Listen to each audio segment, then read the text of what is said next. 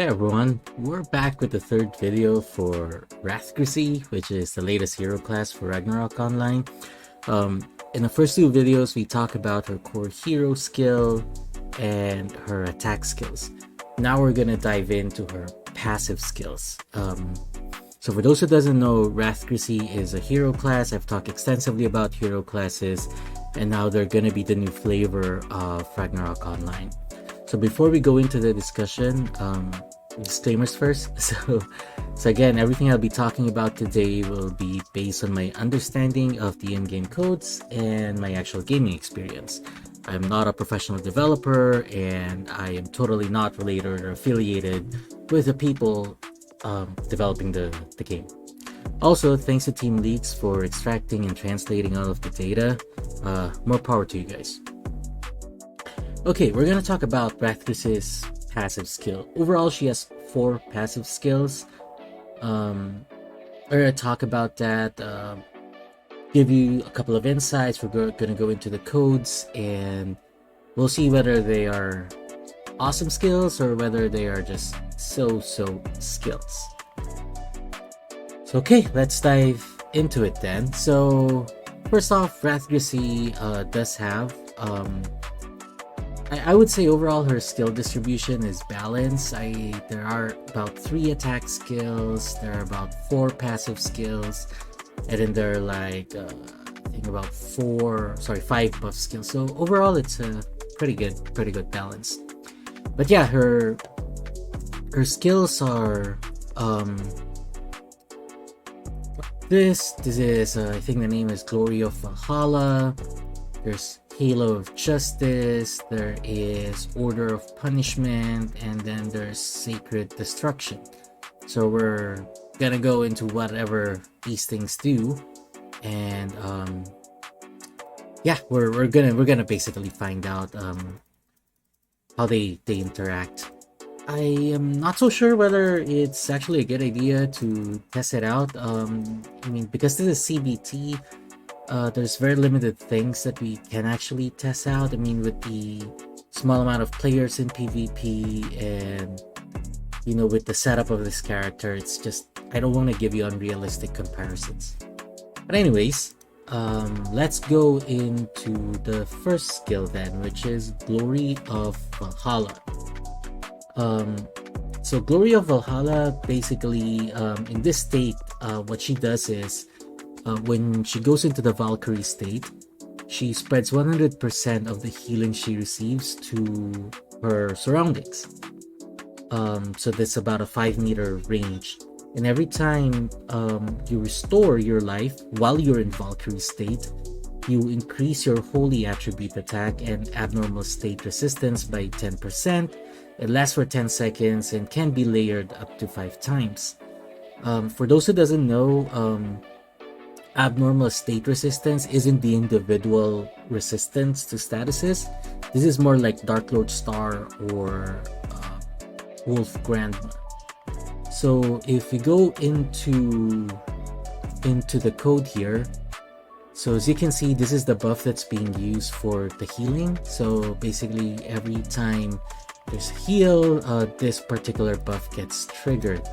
In a nutshell, what it does is it just distributes the heal to your teammates and your surroundings. The other portion is, again, whenever you do get the heal, or whenever you recover your life in Valkyrie state, this is what happens. So the buff effect is Holy Attack, right? Holy Attack gets increased by about 10%, and then State Def also gets increased by 10%. The interesting portion here is it uses State Def.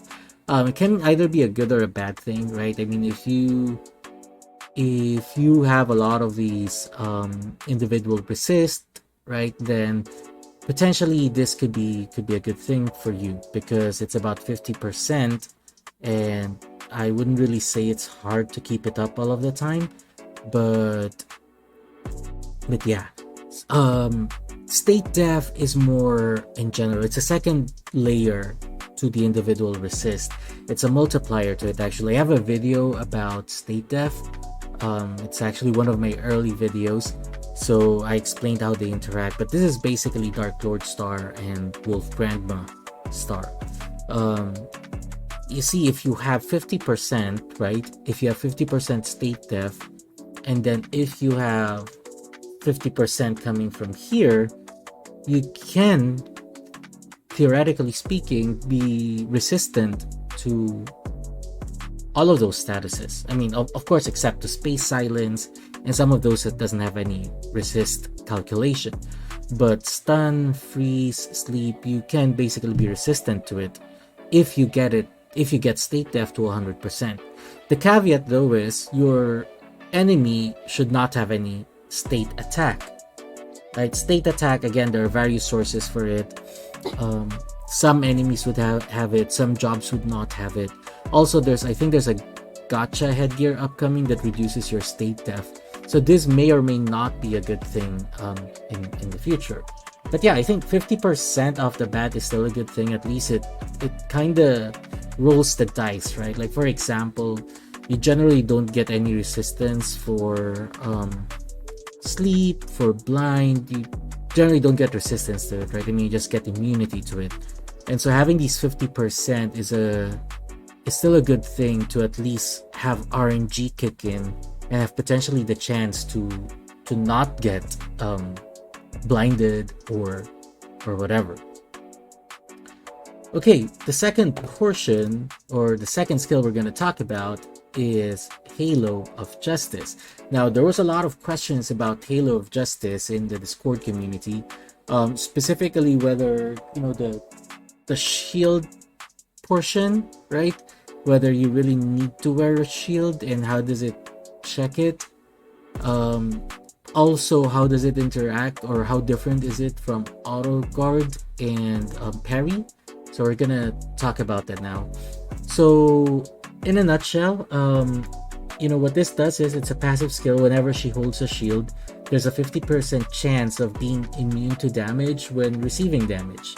After using command charge, which is one of her buff skills, other teammates have a 30% chance to also be immune to damage, and the immune effect cannot be dispelled. So the formula is here, right? So these two lines is for herself, right? So this is the actual base effect of the skill. So the condition is you need to equip an item that's of type ID 510. 510 are shields. Now you may not know, but your offhands, there are different types to it.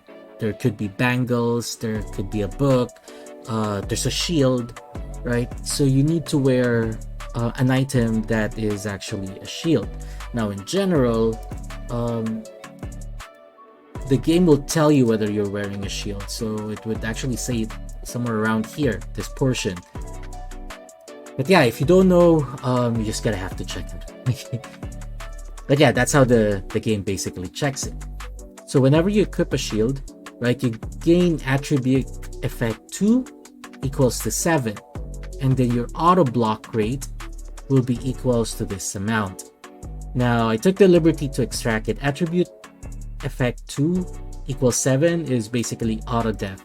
This is the same formula that auto guard uses, and what it does is every time this effect is activated, every time you receive an attack, so it can be a magic attack or a physical attack, not a buff attack or buff damage, it checks for the value of auto block rate. And then that's a chance that it uses, or that's the value that it uses to decide whether you're going to end up blocking the attack or not. So yeah, it's basically the same as auto guard. It's just that it's passive, it cannot be dispelled, and it doesn't have the flinch animation. Okay, now going to the code for your teammates. They will basically get the same code, although the value is lower, which is just at 30%. But the effect is basically the same, and they don't need to wear a shield. So yeah, I mean, if it's charging time, then obviously it's a good thing to buff your teammates with this, right? But furthermore, if you're in a party with a DA, and this has been asked a lot in Discord, the value for auto guard, which is 50%, and the value for Halo of Justice, which is 30%, gets added up. together with the rune of auto guard, which is a max of 10%, you could potentially get 90% chance to block an incoming attack. So yeah, that's Halo of Justice. The third passive skill is called Order of Punishment. So Order of Punishment, let's go there real quick. So whenever you have an active skill or an attack skill called Order Feather Blade, right? It's the Gilgamesh-like skill. So whenever it deals damage to an enemy, there's a 50% chance to put that enemy into snare. Okay, like, so the snare status. And that lasts for about 3 seconds. So that's basically keeping them in place. If that effect is cleared, whoever that clearer is, right? Maybe it was someone who used certain item to clear the effect, or maybe it is a chronomancer who casts a buff on the teammate that got snared, or a saint to cast clearance. Basically what happens is the snare jumps over to them, and they also get damage equals to the damage of Order Feather Blade multiplied by 800%. So yeah, I think it's a pretty neat skill that keeps the enemy in place. So the formula is here. So first it adds this buff, right? Wherein it actually snares the enemy. That's state effect 9. It goes through the usual calculation. So again, resist versus attack. Also, Edga makes you immune to this, right? And it doesn't, I mean, because you're immune, it doesn't count as being cleared. So yeah, you're just immune to it, right? And then this third line here is the buff that's being used to actually activate the skill for the damage. So as you can see here, this is the resist calculation for snare. It's called, I mean, the parameters it uses is called slow attack, slow def, but it's basically snare. And then the effect is no move equals to 9, which is, again, state effect 9. Then of course it calls the skill ID for the damage. So this is kind of like a modified version of Order Feather Blade. As you can see, the launch range is 999, which basically means it doesn't matter how far. I mean, there's a certain range, right? You can be very far, you still get triggered by it. I don't know what situation that would be, but even if you're far from the battle, as long as you're the one who cleared it from that teammate, then you're gonna get this damage and you're gonna get snared. Okay, fourth skill. The fourth skill that we have is called Sacred Destruction. It's a very straightforward skill. It increases your maximum health by 20%, and when you're attacking an enemy, it will reduce the target's physical penetration and magic penetration by 30%.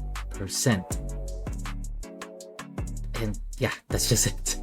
So yeah, the trigger is you need to be attacking the enemy. So as you can see here, the condition is all skill equals to 1, buff skill can trigger equals to 1, type attack. So you need to be attacking the enemy.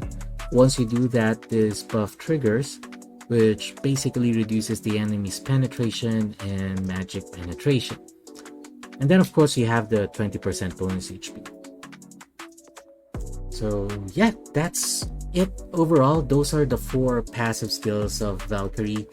Nothing too special about it, but I think it's a pretty good balance. I do like the auto guard skill, right? It has a very good it's a very good upgrade. It's an upgrade that the Divine Avenger class has been asking for a very long time, and they finally gave it to Valkyrie. I mean, something that cannot be dispelled, right? Obviously, right, if your shield gets stripped, you will still lose out on it, but then again, it's very easy to re-equip it. Okay, that's it. Again, one more video is upcoming, so please wait for it. It's about the buff skills of Valkyrie Rathgricy. So again, thanks everyone for watching, and you have a great day.